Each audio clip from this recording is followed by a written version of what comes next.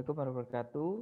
Selamat Waalaikumsalam. pagi kepada segala teman yang saya hormati, yaitu pada seluruh sejawat, guru saya, yang pertama kepada Ketua POGI Surabaya dan juga Ketua Departemen Opjin FK UNER, Dr. Brahmana, kemudian juga alhamdulillah sudah hadir di tengah-tengah kita narasumber, yakni ada Dr. Agus Sulistiono dan Dr. Triwono dan juga Dr. Nadir. Terima kasih perkenannya untuk mengisi acara Tanya Apa Saja yang kesekian, dan kali ini kita minggu ini melalui tema yaitu dengan preterm. Jadi ini alhamdulillah kasus ini insya Allah pasti banyak pertanyaan oleh karena banyak kasus yang dirapi. Seperti biasa sebelumnya kami persilakan kepada Ketua Departemen Obstetrik Ginekologi FK UNER, kepada Dr. Brahmana kami persilakan. Ya, Assalamualaikum warahmatullahi wabarakatuh. Selamat pagi. Alhamdulillahirrabbilalamin, kita diberikan kesehatan, kesempatan bertemu, meskipun sampai saat ini masih harus melalui virtual dulu. Ya, jadi ini yang keberapa tadi Dokter Seto? Maaf saya sampai lupa menghitung ini. Jadi begini, seminar ini santai, tanya lebih banyak diskusi.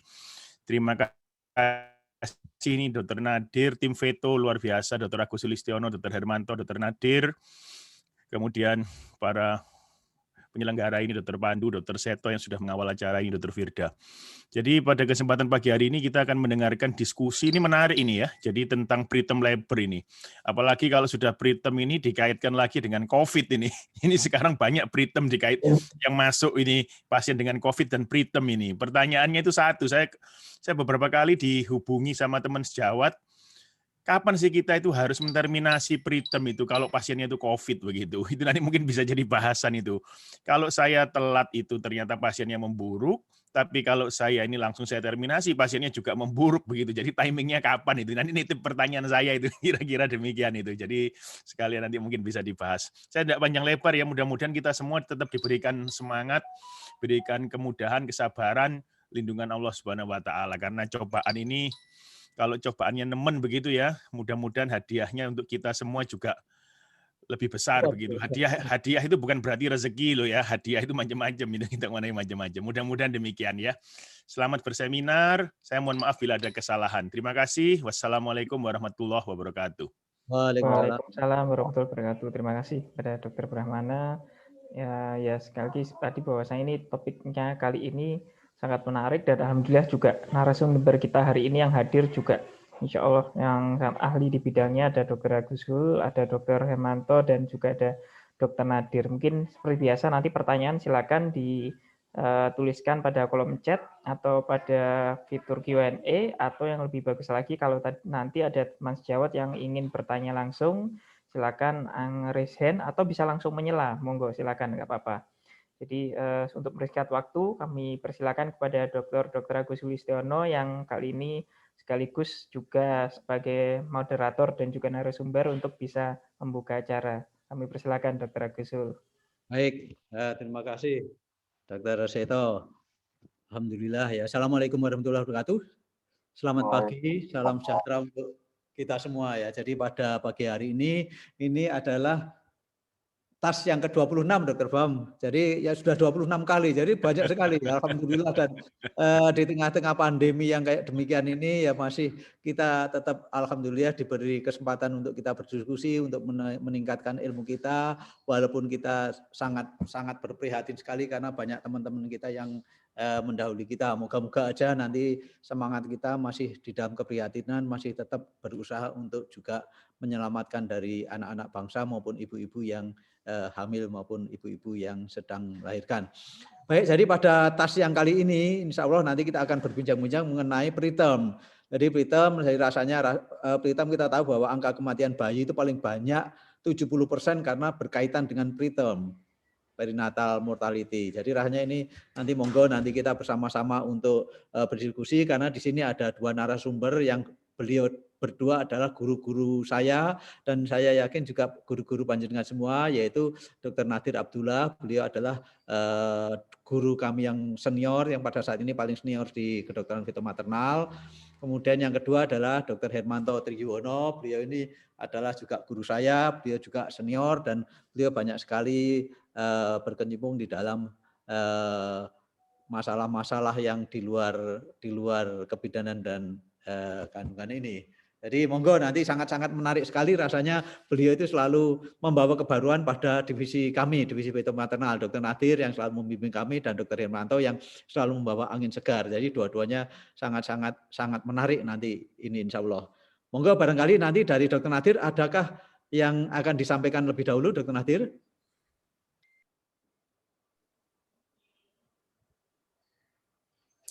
Ya, terima kasih. Assalamualaikum warahmatullahi wabarakatuh. Waalaikumsalam. Sebagai pendahuluan, jadi preterm ini merupakan menyumbang angka kematian perinatal yang tinggi, dikatakan sekitar 70%. Dan di negara kita, Indonesia, kelahiran preterm ini jumlahnya besar dan termasuk nomor 5 di dunia katanya. Nomor 1 dari India, kemudian Cina, dan seterusnya. Kalau dilihat dari persentasenya disebutkan kurang lebih 15%. 15,5 atau 15% gitu. Dan di Rumah Sakit Sutomo itu di sekitar 18% dari kelahiran. Sehingga demikian besar bebannya untuk kita.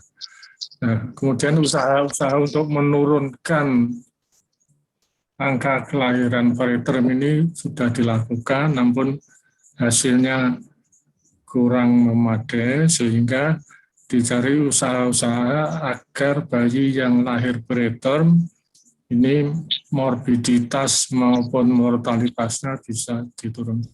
Demikian sebagai pendahuluan, mungkin Dr. Hermanto bisa menambahkan.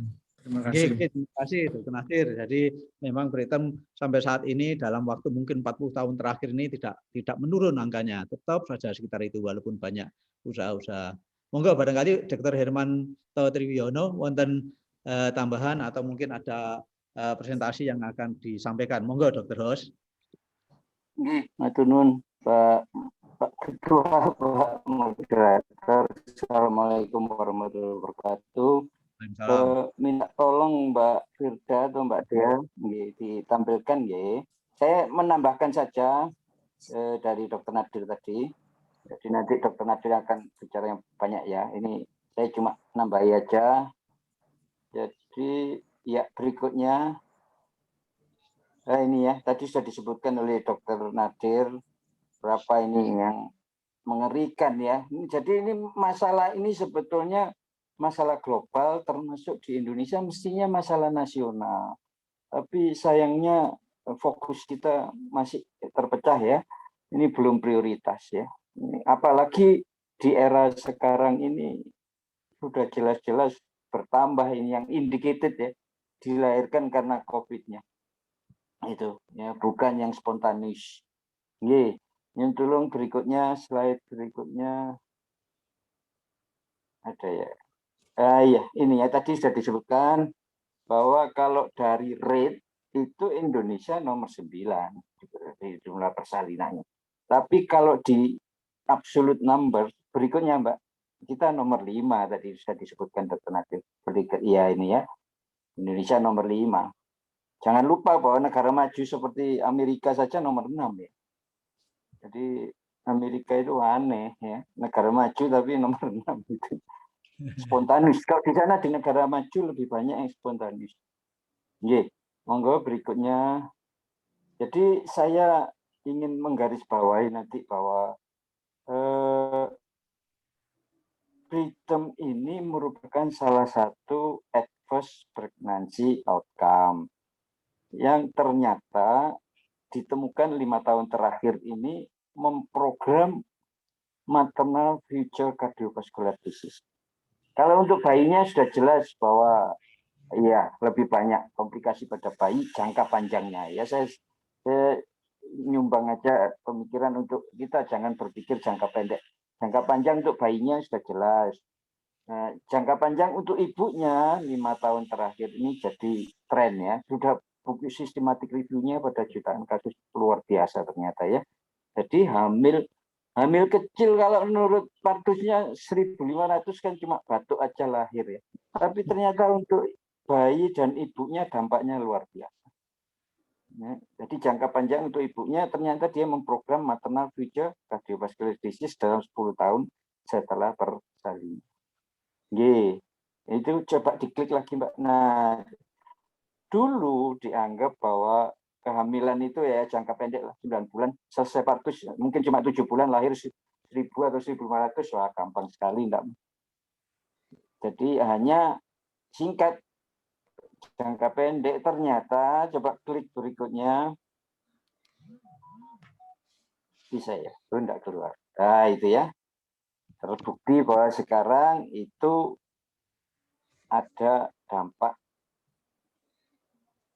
longer term implication ya. Jadi implikasi jangka panjang dari adverse pregnancy outcome termasuk preterm ini, terutama untuk cardiovascular disease. Kalau untuk bayinya sih ya jelas, tapi untuk ibunya ini sesuatu yang mungkin yang baru ya, 5 tahun terakhir ini banyak dibahas di jurnal kardiovaskuler atau jantung, bukan di majalah jurnal obstetri ya. Yuk berikutnya. Ya, jadi WHO tahun 2010 dengan Born to Soon, bukunya itu ya, Born to Soon 2010, kemudian Bergela menyusun buku 2012 ya.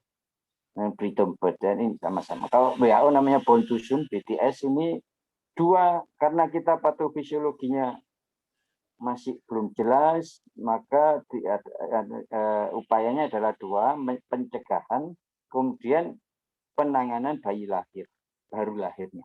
Jadi memang penurunan kematian bayi baru lahir sangat dipengaruhi penanganan setelah lahir. Tapi beliau mengusulkan pencegahan, karena lebih baik mencegah. Dengan apa? Terutama identifikasi dan modifikasi faktor risiko. Kalau untuk setelah lahir nanti akan dibahas oleh Dr. Nadir, misalnya NICU dengan kangaroo care, mungkin neuroprotektor, mungkin tokolisis dan steroid. Nah, mungkin perlu beberapa yang perlu antibiotik. Oke, berikutnya habis ya. Oke, itu untuk sekedar pendahuluan. Monggo kita diskusikan, matur nuwun Pak Moderator. Dr. Hos, jadi ternyata prematuritas itu tidak hanya berdampak pada kematian bayi yang selalu kita gembar-gemborkan bahwa kita selalu ingin menurunkan, tapi ternyata begitu hidup pun itu bermasalah baik pada ibunya maupun pada janinnya sendiri, pada bayinya sendiri yang akan berdampak pada penyakit-penyakit jangka panjang. Jadi sangat-sangat menarik sekali, sangat menarik sekali. Monggo barangkali ada yang sudah bisa bergabung untuk kita berdiskusi, monggo kami persilahkan. Ini sudah ada pertanyaan, Dok. Ada atau yang desain, monggo dari monggo. Ada pertanyaan mungkin izin saya bacakan, Dok. Monggo. Alhamdulillah nih ada pertanyaan dari, mungkin ini bisa dimulai dari yang awal, jadi kita tidak langsung melulu COVID ya Dok ya. Jadi ini dari pertanyaan basic, ini pertanyaan bagus dari Dr. Risa Rahmi. Jadi bagaimana kalau pada impartu, jadi prematur sudah impartu dan prolong, jadi prolong latent phase atau mungkin kemacetan pada fase aktif juga bisa, apakah boleh dilakukan augmentasi dengan drip oksitosin? Mungkin karena terkait bagaimana ketahanan bayinya, mungkin demikian Dok. Matur nuwun. Baik.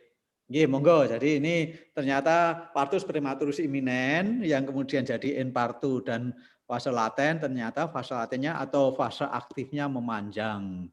Kira-kira ini perlu kita drip atau kita biarkan saja? Monggo. Barangkali Dr. Nadir atau Dr. Hos yang akan memberikan pencerahan. Monggo, Dokter. Matur nuwun.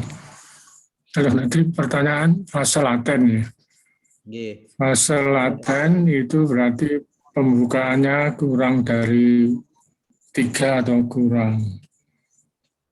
Asal ketubannya masih positif, mestinya ini salah satu indikasi untuk menunda persalinan.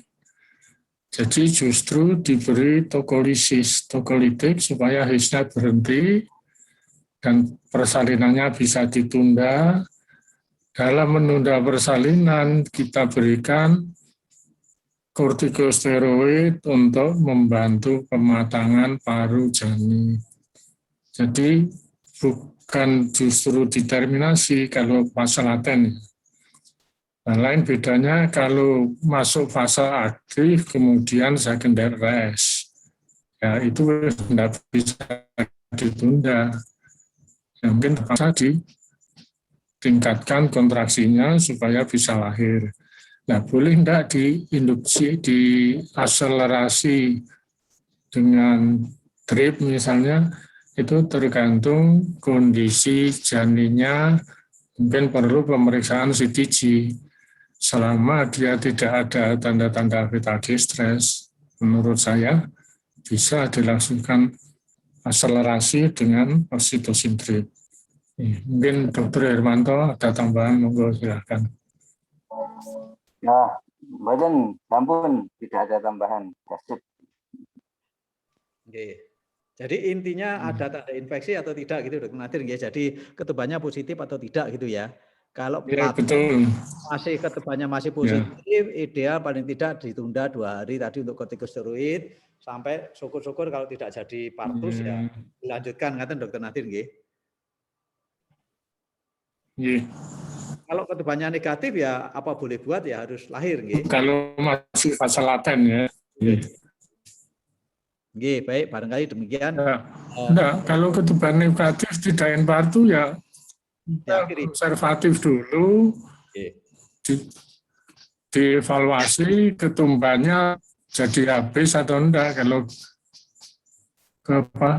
kebocoran ketubannya bisa berhenti ya mungkin bisa konservatif. Oh, ya, terima kasih Dr. Nadir. Jadi dihindari persalinan peritemnya. Baik, barangkali ada lagi yang lain.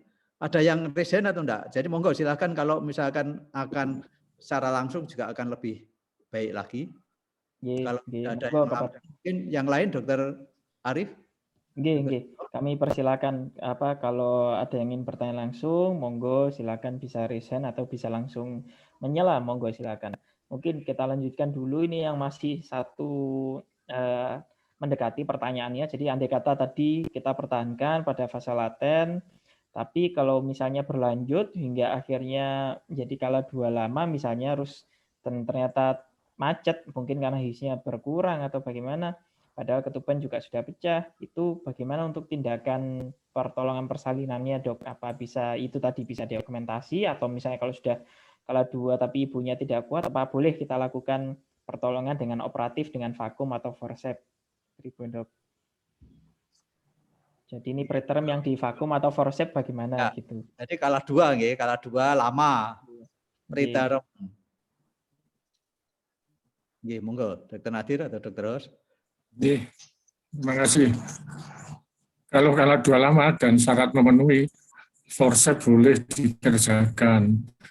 Dan bahkan ada pendapat yang mengatakan persalinan preterm sebaiknya forceps untuk menurunkan risiko pada janin, pada bayi.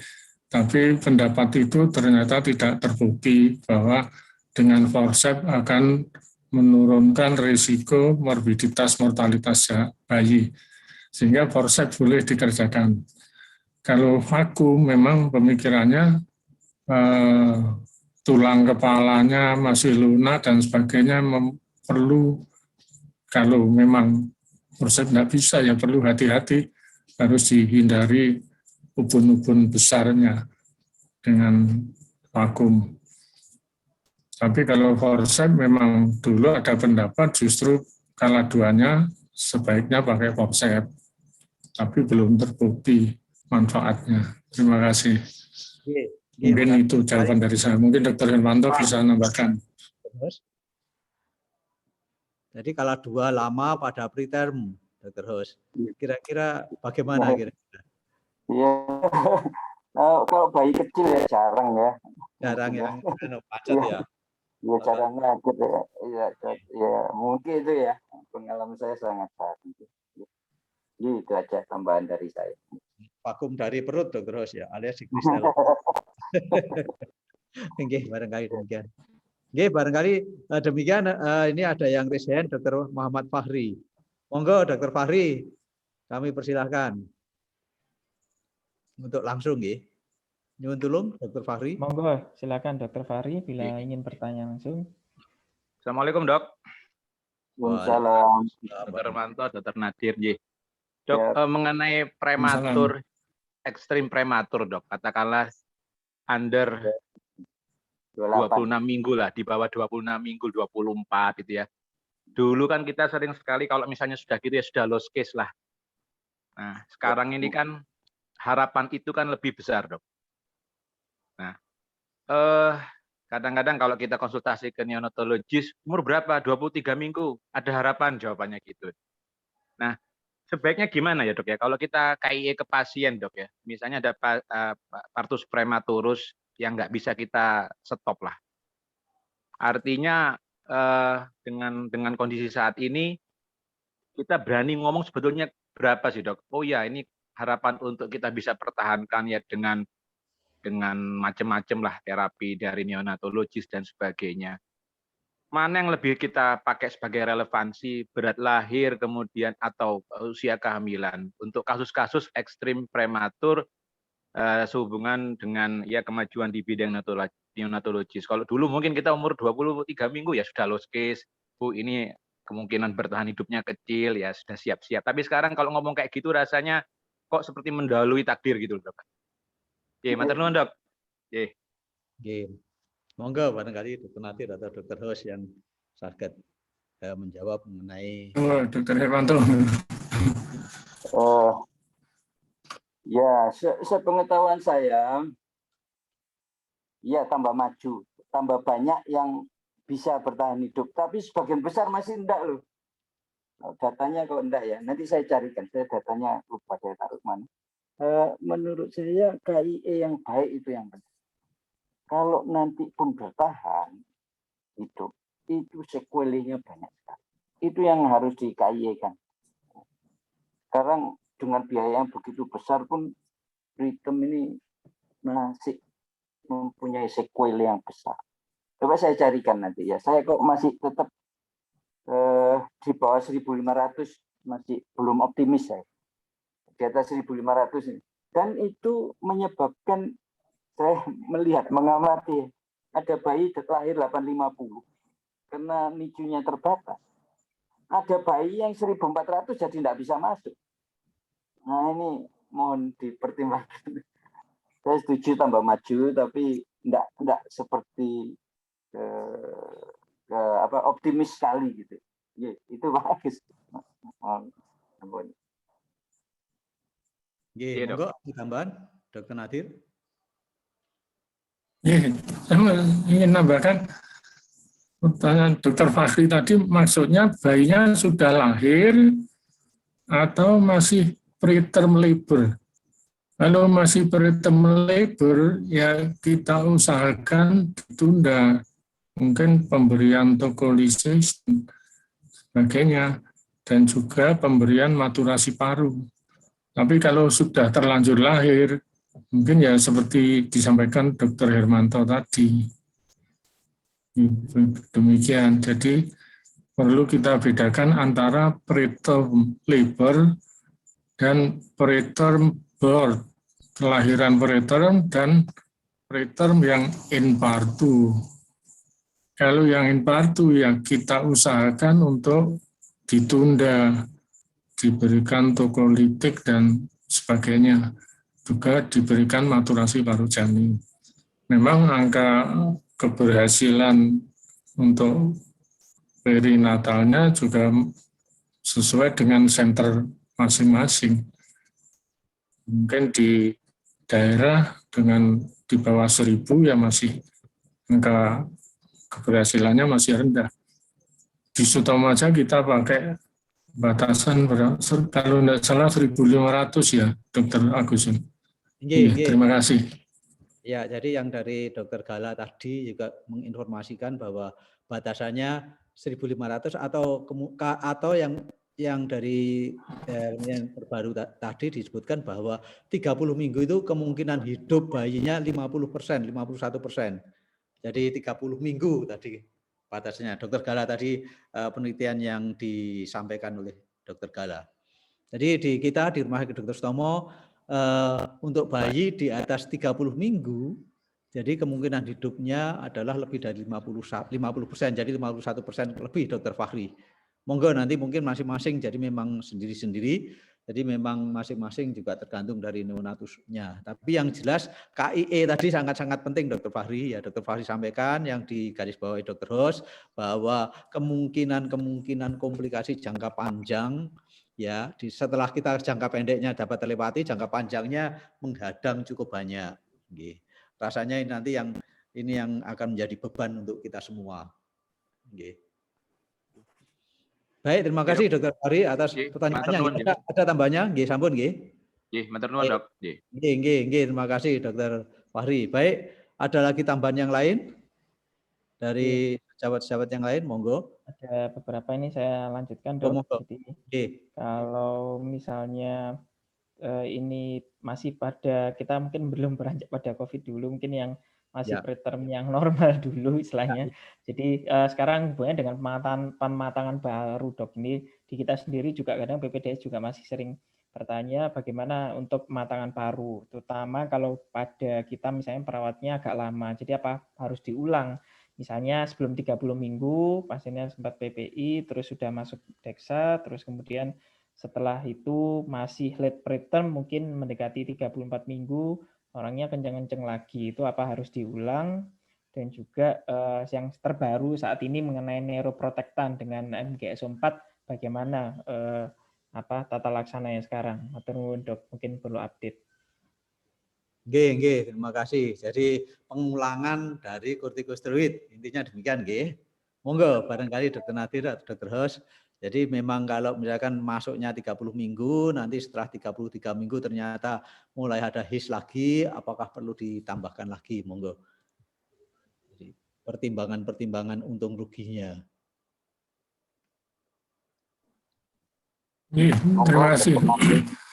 Jadi pemberian kortikosteroid untuk maturasi paru itu efektivitasnya maksimal setelah 24-48 jam sampai 7 hari setelah pemberian. Memang setelah lewat 7 hari, efektivitasnya menurun. Tapi perlu diingat bahwa kortikosteroid antenatal itu memberikan efek maturasi sel-sel pneumosit dan juga merangsang enzim-enzim pada sel-sel paru untuk produksi surfaktan. Nah, kematangan sel pneumosit itu adalah irreversibel. Jadi kalau sudah matang, kalau kortikosteroidnya menurun, bukan terus dia imatur lagi, jadi tetap matang. Mungkin produksi surfaktannya yang berkurang. Sehingga dulu memang lewat 1 minggu belum lahir diulang lagi. Tapi resiko kortikosteroid pada janin kalau berulang itu juga ada. Sehingga sekarang ada pendapat bahwa ulangan itu paling hanya 1 kali. Dan itu disebut sebagai rescue terapi ataupun booster. Caranya pemberiannya adalah yang terakhir 2 minggu sebelumnya. Jadi kalau sebelumnya mungkin tadi disebutkan 30 minggu diberi, kemudian 3-4 minggu infartu lagi, ya mungkin bisa diulang. Jadi hanya 1 kali pengulangan. Demikian, mungkin bisa Dr. Herwanto mau nambahkan.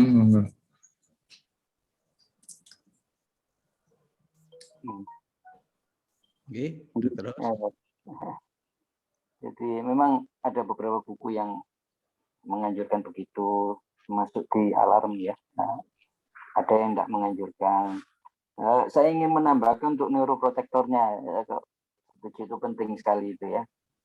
Di bawah 32 minggu, gitu. Kalau kortikosteroid 34 minggu ya. Saya nambahkan sebelum lupa saya, Mbak Sul, ya. Monggo, Dok. Saya sudah minta Mbak Firda atau Mbak Dia untuk share pertanyaan Dr. Fahri tadi. Ini kalau di UK ya, di Inggris, negara yang sangat maju, itu 22 minggu itu, kalau kurang dari 22 minggu itu zero untuk survival rate-nya. Kalau 22 minggu 10%, 24 minggu itu 60%, ya, luar biasa. Jadi tergantung usia kehamilan, bukan tergantung berat. Ya. Ini mudah-mudahan nanti bisa di-share di chat sana. Nggih. Nggih, baik. Nggih, jadi rasanya kita tahu bahwa maturasi paru atau pneumosit tipe 2 yang dihentikan Dr. Nadir tadi itu muncul setelah 22 minggu ya. Jadi sebelum 22 minggu rasanya masih belum ada pneumosit tipe 2 sehingga kemungkinan kehidupannya minimal sekali, sehingga ada beberapa negara itu membatasi abortus itu sampai 22-24 nggih. Jadi sampai 22-24 masih diperbolehkan nggih untuk terminasi, untuk pengakhiran kehamilan.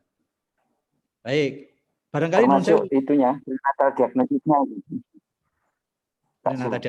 Mereka kan prenatal diagnosisnya 22 minggu supaya masih, kalau jelek bisa terminasi. Bisa terminasi sampai 22-24 minggu karena dianggap masih tidak viabel karena belum ada pneumosit tipe 2. Ya, baik, barangkali di sini ada Dr. Adit, barangkali Dr. Adit bisa memberikan tambahan Dr. Adit dari kita semua untuk berdiskusi bersama. Monggo kami persilakan Dr. Adit. Pas dulu Dr. Agus. Pas dulu, ya, saya sudah. Baik, nggih, terima kasih. Nggih, monggo. Mau nambahkan Dr. Sul. Nggih, monggo Dr. Agus. Nggih, Dr. Nadir. Jadi ada pertanyaan berikutnya yang belum terjawab tadi soal neuroprotektor. Neuroprotektan. Kita pakai sulfas magnesikos, ya, dan itu diberikan pada kasus yang pada kasus yang dalam 24 jam akan lahir. Jadi dengan demikian pasien ini tidak pakai trukolisis. Jadi misalnya pembukaannya sudah 4 atau lebih, jadi indikasinya pembukaan 4-8. Kenapa 8? Karena pemberian magnesium sulfat itu ya perlu waktu untuk mencapai janin.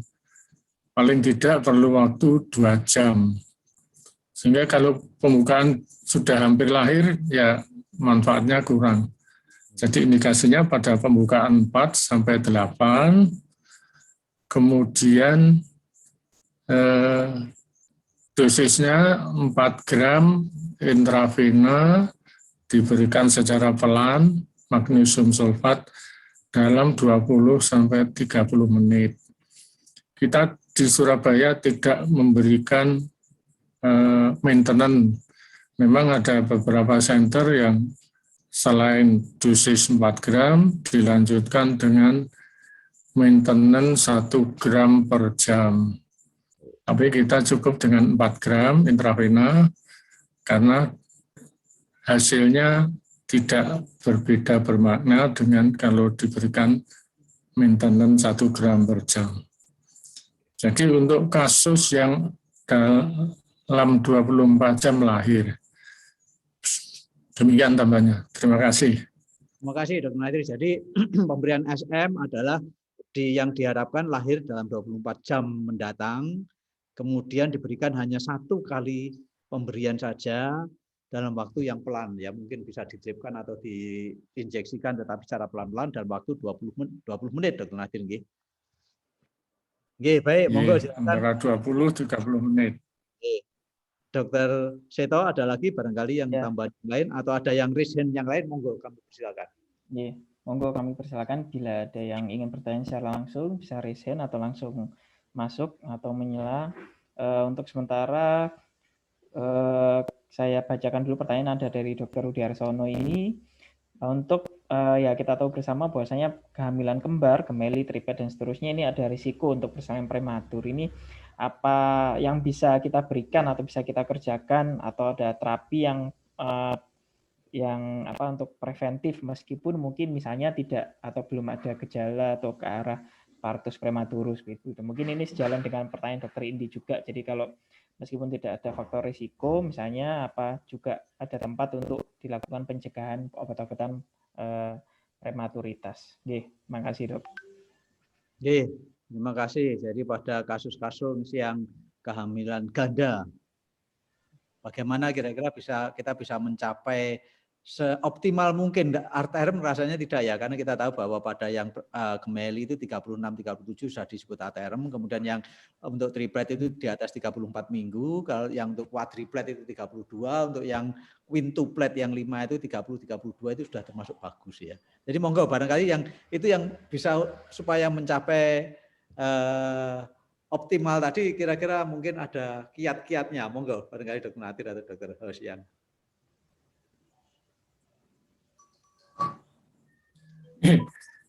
Kalau yang kehamilan ganda sementara ini kok belum ada rekomendasi. Kalau kehamilan tunggal yang kemudian ada riwayat persalinan preterm sebelumnya dan dilakukan pemeriksaan TVS panjang serviks di bawah 2,5 cm, itu ada kiat-kiat untuk supaya tidak terjadi preterm labor dengan pemberian progesteron. Bisa kalau pakai hidroksiprogesteron kaproat, itu injeksi intramuskulus seminggu sekali, mulai 16-20 minggu sampai 36. Atau dengan mungkin progesteron yang lain, yang provaginam dan sebagainya itu. Jadi kalau yang untuk gestasi kok belum ada, multiple pregnancy belum ada rekomendasinya. Demikian Dr. Agus. Matur nuwun sangat Dr. Nadir. Mungkin ada tambahan Dr. Hos? Iya, sama dengan Dr. Nadir. Jadi kalau untuk twin atau triplet, di sini yang ada twin ya, untuk tripletnya nggak ada penelitiannya. Memang meta-analisisnya itu dari 13 RCT itu yang progesteron supplementation itu tidak mengurangi preterm kurang dari 30 minggu ya, progesteron tidak mengurangi morbiditas juga ya. Mungkin bisa kalau tambah short cervix itu yang tidak ada apa-apa pakai injeksi, kalau yang short cervix pakai yang vaginal suppositor. Tapi itu pun penelitiannya masih sedikit ya. Yang tidak, malah justru yang mendukung tidak untuk meta-analisisnya. Yang untuk short cervix sudah jelas bahwa seperti disebutkan Dr. Nadir, vaginal progesteron itu bisa mengurangi.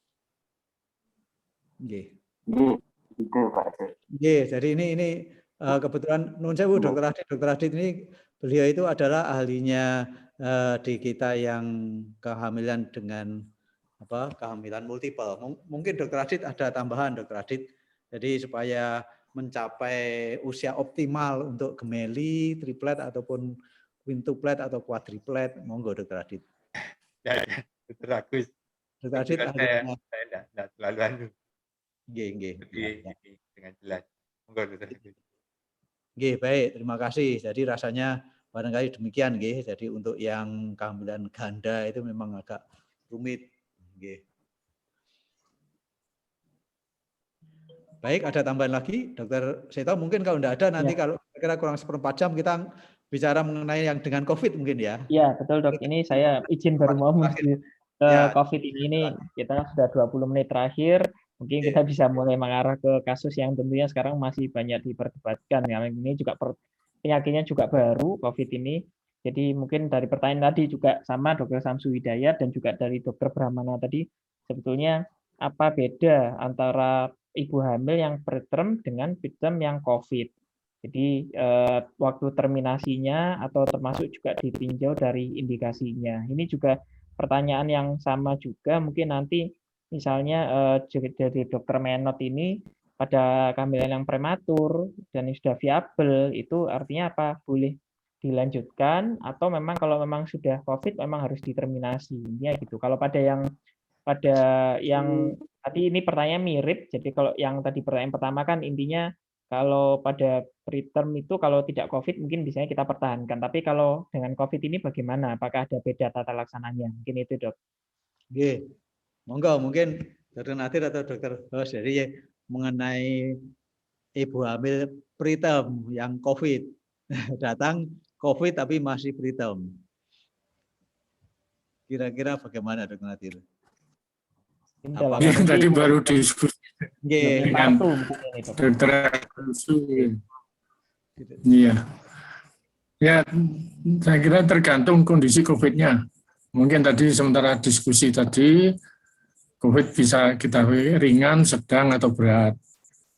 Ya, kalau berat memang sudah jelas kita adalah memikirkan maternal saving. Jadi biasanya penyakit dalam atau anestesi minta diterminasi. Nah, kalau sedang kemudian juga tergantung umur kehamilannya dan kondisi-kondisi klinis yang lain. Nah, kalau tidak salah kita rencana akan mengambil batas, kalau tidak salah tadi 30 minggu ya, Dr. Agus.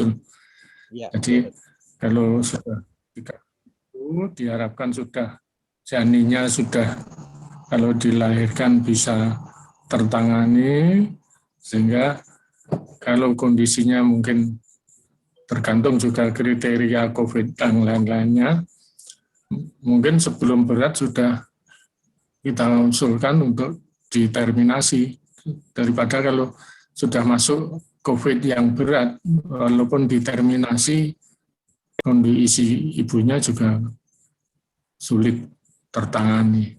Demikian, terima kasih mungkin. Ya, jadi memang pada tahun ini ada 123 kasus yang ibu hamil dengan COVID, terutama yang pada bulan Juli ini banyak sekali. Dari itu semua ternyata 21 ibu yang meninggal dunia yang hamil, baik kehamilan masih awal trimester 2 maupun trimester 3.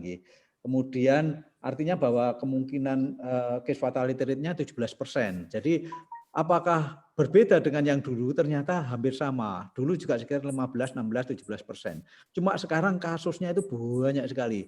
Bulan Juli ini aja sudah berapa puluh, dan kita sudah bulan Juli ini aja sampai dengan tanggal 17 kemarin, Dr. Brahmana mengumpulkan sudah ada, kalau nggak salah, 12 kasus yang meninggal ibu hamil dengan COVID. Jadi 12 kasus kematian. Dari persentasinya 17%. Jadi 17% yang fatal. Jadi kenapa meninggalnya? Jadi ini masih rasanya di kita sendiri, Dr. Nadir tadi kita baru kita bicarakan, mungkin nanti Dr. Hos ada nanti tadi bahwa tadi sudah kita pilah-pilah nanti dari atas 30 minggu ke atas, nanti ada beberapa parameter yang nanti kita akan evaluasi terus. Dari evaluasinya nanti kita baik dari evaluasi secara yang non invasif dari oksigenasi pada ibunya, nanti kalau dia menurun ya kita akhiri. Karena kalau sudah COVID berat tadi seperti Dr. Nadir nanti kok diakhiri tidak diakhiri ya hasilnya hampir sama, meninggal semua. Jadi makanya kita jaga jangan sampai yang sedang menjadi ke arah berat segera kita akhiri, tapi kita juga tidak tahu hari keberapa COVID-nya, karena kita tahu COVID paling berat itu sekitar hari ke-10 ya, hari ke-6, 7, 8, 9, 10 itu yang paling berat. Kadang-kadang kita datang ke kita sudah hari ke-10 di mana dia nanti akan menurun. Nah, kalau menurun nanti harapannya nanti parameternya juga akan membaik, maka kita akan ikuti kalau masih 34 minggu. Tapi kalau dia mungkin hari ke-7 nanti parameternya nanti akan naik, wah itu bahaya, itu berarti kita akhiri. Walaupun mungkin juga kita masih belum tahu hasilnya, karena ini masih belum ada penelitian mengenai hal itu, makanya kita dari Feto Maternal juga tadi berembuk mengenai parameter-parameter yang nanti akan kita sampaikan dulu, kemudian kita akan teliti dalam waktu singkat dan dinamis sekali, nanti mungkin juga akan ada perubahan-perubahan yang lain. Mungkin Dr. Hermanto ada tambahnya, Dr. Hermanto, mengenai prematuritas dengan COVID ini, Dr. Hos? Iya, maaf. Nggih. Tadi terpental. Nggih. Kalau menurut saya mungkin secara teknis tadi sudah dibahas nih. Menurut saya ini kita harus sama-sama minta bantuan untuk bahwa ini adalah era yang tidak cocok sama sekali untuk hamil ini. Ya. Jadi tidak cocok, padahal beliau-beliau working from home. Pak Adit tadi bilang malah banyak kehamilan. Tapi ini justru sangat tidak cocok untuk hamil. Jadi ayo kita bekerja sama, semua dipasang spiral kalau masih nolong postpartum. Tapi sebelumnya kalau belum ketemu jangan sampai hamil. Ini tidak cocok sama sekali periode ini untuk hamil. Tidak layak untuk hamil. Itu aja Pak Sil. Matur nuwun. Nggih, matur nuwun Dokter. Jadi yang tidak layak bukan tidak layak untuk hamil ibunya, tapi tidak layak waktunya, Dokter. Waktunya. Nggih, jadi nanti mungkin ini dianu. Saya setuju sekali. Jadi Dokter selalu memberikan angin segar. Jadi tapi ini yang angin segarnya nanti mungkin yang diterpa banyak pohonnya ya.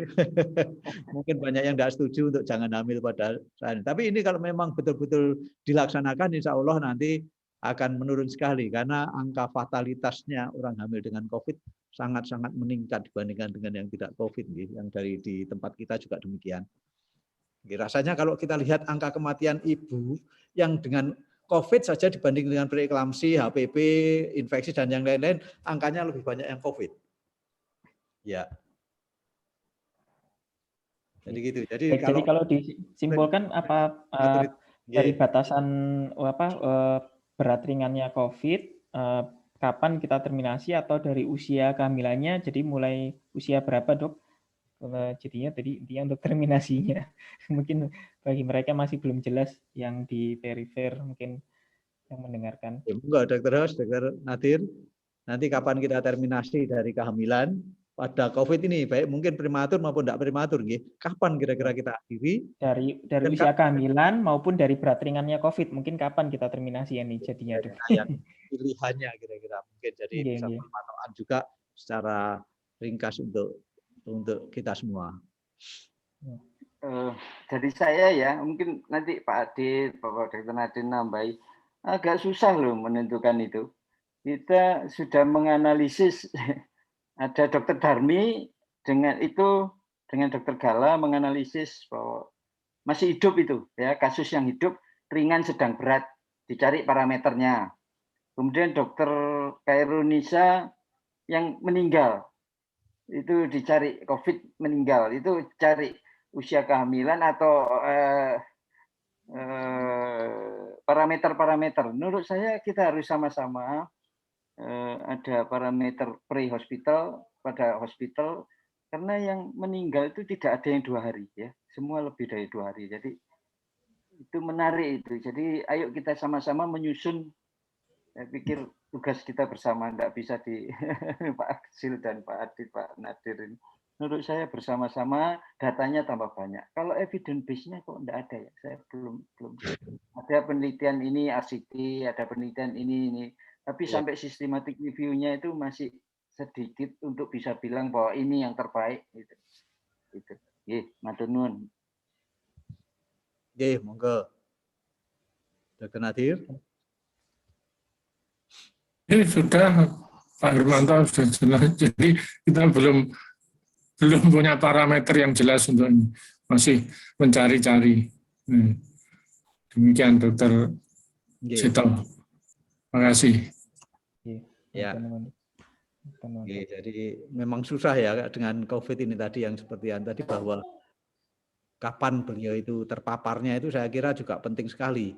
Karena tadi dari yang kita tahu bahwa COVID itu meningkat pada hari ke-5 sampai ke-10 lah maksimumnya ya. Kalau beliau sudah hari ke-9-10 datang ke kita, maka kemungkinan nanti kalau dia itu pada fase sedang, maka kemungkinan jadi berat agak jarang karena dia sudah mulai landai atau mulai menurun. Nah itu yang harus kita tahu juga. Kemudian kalau dia datangnya pada hari ke-6, kemudian dia pada sedang, ini mungkin masih menuju berat, sangat mungkin terjadi, sehingga kita juga agak repot menentukan. Jadi kapan kita akhiri? Kalau berat diakhiri, banyak sekali di kita yang juga terjadi kematian pada ibu setelah diakhiri kehamilannya pada pasca persalinannya. Jadi agak repot, jadi makanya tadi ada beberapa parameter-parameter yang kita supaya tahu kira-kira di hari keberapa dengan cara melihat secara cepat oksigenasi atau perburukan dari parameternya. Kalau parameternya makin membaik atau landai berarti kemungkinan dia sudah melewati fase kritis, tetapi kalau parameternya makin meningkat maka kemungkinan dia sedang menuju ke arah yang lebih berat dari COVID-nya. Jadi saya kira ini kalau hamil dengan COVID ini seperti orang penyakit hepatitis yang hamil. Jadi hamilnya memperberat tetapi sebetulnya tidak berhubungan dengan kehamilannya. Jadi rasanya demikian. Jadi ini yang harus kita lihat bahwa yang penting adalah penyakitnya itu lebih penting ya. Barangkali Dokter Adit ada tambahan Dokter Adit?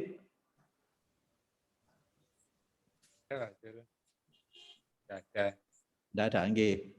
Jadi barangkali demikian Dokter Seto. Jadi tadi sudah kita diskusikan bahwa yang penting adalah bagaimana berat ringan dari COVID-nya itu, kemudian dan kalau bisa kita tahu hari keberapa tadi ya, itu yang penting. Kemudian usianya tadi sudah kita diskusikan bersama 30 minggu batasnya, karena 30 minggu ke atas kemungkinan hidup pada 30 minggu itu 51%. Jadi kita anggap sudah viable. Kalau di bawah 30 minggu maka kita tidak melihat kehamilannya, tapi utamanya hanya melihat penyakitnya saja. Tapi kalau melihat di atas 30 minggu dengan kita lihat misalkan ibunya ke arah membaik, maka kita lanjutkan supaya dia jadi baik ya, menjadi berlanjut. Tetapi kalau 32 minggu kemudian parameternya makin agak ke arah menurun, maka kita akhiri kehamilannya dengan harapan dengan kehamilannya berkurang maka untuk resusitasi parunya lebih baik. Jadi barangkali demikian yang akan kita sampaikan nanti pada anjuran-anjuran dari kehamilan dengan COVID tersebut. Jadi ini pun masih nanti mungkin dinamis karena mungkin ada parameter-parameter yang mungkin menurut saya kalau nanti ada dari sejawat sekalian yang mempunyai ide atau usulan, monggo kita bersama-sama seperti Dr. Hos ngendika, makin banyak kita kasusnya makin baik. Tapi kita menunggu banyak kan tidak mungkin tanpa ada guideline yang sementara ya. Guideline yang artinya guideline yang mungkin masih bisa belok-belok yang akan kita harapannya nanti makin lama makin lurus. Terima kasih Dok. Memang tidak mudah menjawab ya karena ini segala-galanya masih baru. Semuanya baik di sentral maupun yang di perifer juga sama-sama start dari nol ya Dok ya. Jadi kita masih mengumpulkan dan tidak menutup pintu untuk adanya masukan juga dari sejawat-sejawat, pengalaman-pengalaman justru biasanya yang di perifer banyak kasusnya. Jadi atau mungkin ada mendapatkan informasi guideline terbaru bisa untuk kita sama-sama bersama dengan guru-guru kita yang di Feto Maternal bisa kita rumuskan bersama. Oke, masih mungkin ini ada pertanyaan terakhir sekaligus nanti karena waktunya sudah tinggal kurang lebih sekitar 5 menit nanti sekaligus di resume. Dokter mungkin dari pertanyaan Dokter Heru ini mungkin tadi sudah sedikit terjawab. Jadi ada kasusnya 4 pasien dengan PSC 2 kali tapi masih 24-25 minggu rencana konservatif tapi akhirnya sudah impartu sehingga akhirnya diseksio karena indikasi PSC 2 kali mungkin. Tapi akhirnya bayinya lahirnya 700 gram. Jadi peranan maturasinya bagaimana? Mungkin tadi sudah sedikit terjawab bahwasanya mungkin di usia sekian ini memang pneumositnya masih belum optimal ya, baru saja optimal 24 minggu. Terus sekalian kemudian kembali lagi ke mengenai tata cara terminasinya, biasanya terutama kasus preterm yang ada kelainan letak atau malposisi, misalnya letak sungsang. Ini seringkali beberapa masih bingung. Kira-kira dengan asumsi rasio kepala badannya masih besar, apakah ada tempatnya untuk masih pervaginam? Karena beberapa sejawat mungkin mengalaminya dengan pervaginam atau harus seksio. Mungkin itu Dok. Sekaligus nanti bisa di resume, ditutup. Nggih, monggo silakan. Nuwun sewu, Dokter Hos atau Dokter Nadir, monggo.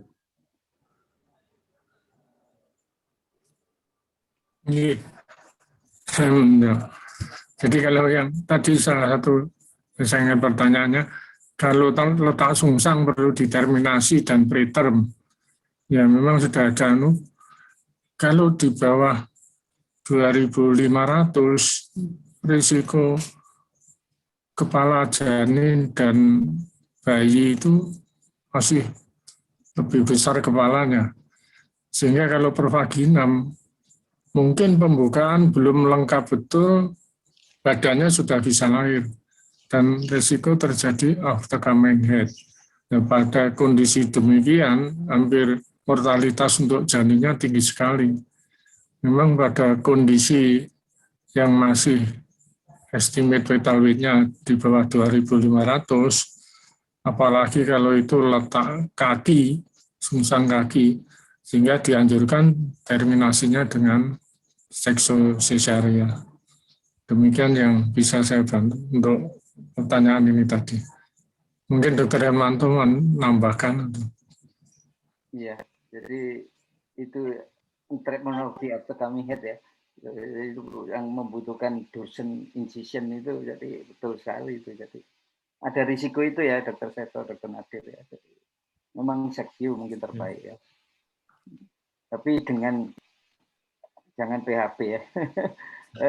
Saya tadi ya itu, saya sudah kirim kok belum keluar ya. Saya sudah kirim ke Mbak Firda usia kehamilan dengan survival rate-nya ya.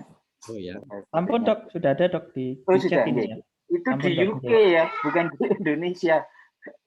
Di UK. Terus satu lagi 24 minggu berapa persen? 60% dokter. 60, luar biasa itu.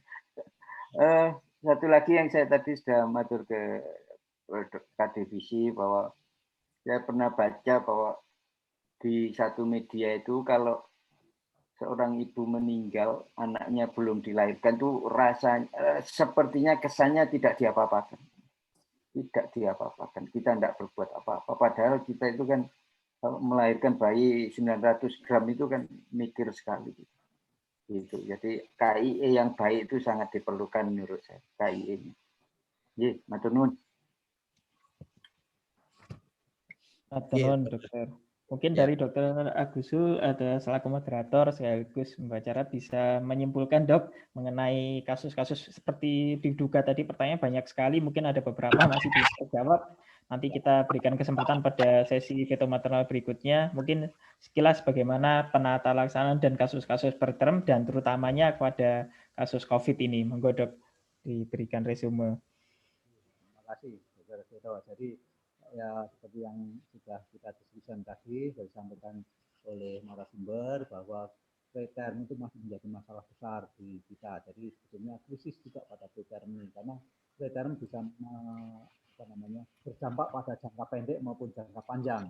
Jangka pendek yang seperti menjadi tolok ukur dari kesehatan suatu daerah yaitu angka kematian bayi. Jadi itu sangat-sangat penting sekali. Jadi harapannya nanti preterm kalau bisa hidup pada semua usia. Tetapi kalau misalkan kita nanti sudah hidup pada semua usia, nanti dihadang oleh jangka panjangnya, yaitu kemungkinan komplikasi baik pada paru, baik pada NEC, baik pada kepala, baik pada mata. Jadi rasanya juga sangat-sangat membebani nanti suatu negara. Sehingga harapannya nanti preterm akan bisa dikurangi. Tapi sayangnya preterm sampai sekarang masih belum bisa dikurangi. Di negara kita disebutkan tadi, hitungan kita itu menunjukkan 16% tadi ya, jadi cukup banyak. Di negara-negara yang lain sekitar juga 11-12%, di Amerika sendiri juga 11%, jadi sampai sekarang tidak bisa diturunkan. Jadi artinya dari 10 ada satu preterm itu sangat banyak. Kemudian upaya-upaya pencegahannya nanti kalau sudah terlanjur persalinan preterm, kalau dia itu tidak ada tanda infeksi, maka masih bisa diperpanjang dengan harapannya diberikan maturasi paru. Kalau masih di bawah 32 minggu juga diberikan neuroprotektan, sehingga harapannya nanti juga akan memperbaiki fungsi paru setelah beliau lahir, anaknya tersebut, maupun pada jangka panjang untuk mengurangi kemungkinan dari cerebral palsy dan yang lain dari kelainan dari otak janin. Kemudian kalau misalkan bayi tersebut di bawah 2.500 dan letaknya bukan letak kepala, maka lebih ideal dilakukan operasi sesar. Kemudian mengenai yang terakhir, mengenai COVID ini yang agak susah ya kita simpulkan, karena pada COVID ini yang utamanya adalah tentu saja pada keselamatan ibunya lebih jauh yang kita utamakan, karena seperti diktum yang kita sampaikan bahwa pada obstetri itu ibu lebih utama daripada bayi. Jadi ibu tentu saja dari penyakitnya ada yang ringan, sedang, dan berat. Kalau yang berat ya apa boleh buat, nanti kita lihat idealnya ya akan determinasi, karena determinasi maupun tidak determinasi kalau bayinya sudah viabel tidak akan membawa dampak buruk maupun buruk maupun baik dari ibunya. Tetap saja kalau dia akan bagus ya bagus, kalau dia memang akan tetap menuju ke arah berat dari COVID-nya, maka akan tetap berat dan seringkali disertai dengan kematian. Tetapi pada yang ringan dan sedang, maka nanti kita ada beberapa parameter yang nanti akan kita sampaikan nanti, bahwa ada parameter yang non-invasif dengan cara melihat oksigen yang rasanya juga sederhana, dengan cara melihat saturasinya, dari saturasi oksigen nanti dibagi PaO2 ya. Nanti itu nanti akan kita lihat nanti dan dievaluasi nanti tiap berapa jam sekali. Kalau nanti dalam waktu beberapa jam pengamatan nanti makin menurun, berarti dia akan makin buruk COVID-nya. Tapi kalau dia makin bagus, maka kehamilannya akan kita lanjutkan sampai dia aterm. Jadi itu yang dari COVID. Jadi COVID tadi batasannya adalah 30 minggu, kalau 30 minggu kita anggap sampai saat ini masih lost case bayinya. Jadi tidak enak sekali ngomong lost case ya. Jadi apapun juga kalau 30 minggu kita berharap ada ibunya saja utamanya. Jadi barangkali itu Dr. Seto yang bisa kita resumikan dari preterm ini, karena rasanya preterm masih banyak sekali masalah-masalah yang ada pada preterm. Rasanya kita tas satu jam ini juga sangat kurang, seperti preeklamsi juga rasanya juga banyak sekali. Nanti mungkin kita akan sambung pada tas yang berikutnya Dr. Seto nggih, untuk preterm ini. Ya, baik, kali itu yang bisa kita simpulkan, yang bisa kita resumekan. Moga-moga saja apa yang kita diskusikan pada siang hari ini membawa kebaikan bagi kita semua, membawa dampak baik juga pada ibu maupun anak-anak yang dilahirkannya nanti. Demikian saya akhiri, Dr. Seto. Matur nuwun sangat. Billahi taufiq wal hidayah. Wassalamualaikum warahmatullahi wabarakatuh. Saya kembalikan kepada Dr. Seto. Terima kasih matur nuwun Dr. Agus Sulistiono. Jadi alhamdulillah memang masih seperti dugaan awal tadi masih banyak sekali pertanyaan mengenai preterm ini, karena tentunya kasusnya sangat-sangat pasti sering sekali ditemukan oleh sejawat baik dimanapun berada, dan sayangnya memang tidak semua waktu kita cukup, memang hanya 1 jam. Mungkin nanti akan kita catat, ada beberapa pertanyaan juga yang nanti kita catat untuk bisa dijawab di kemudian hari.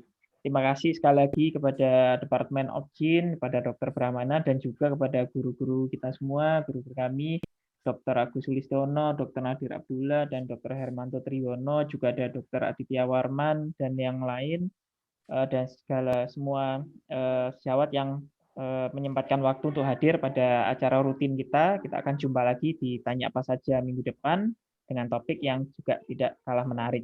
Terima kasih, semoga kita senantiasa sehat. Wassalamualaikum warahmatullahi wabarakatuh.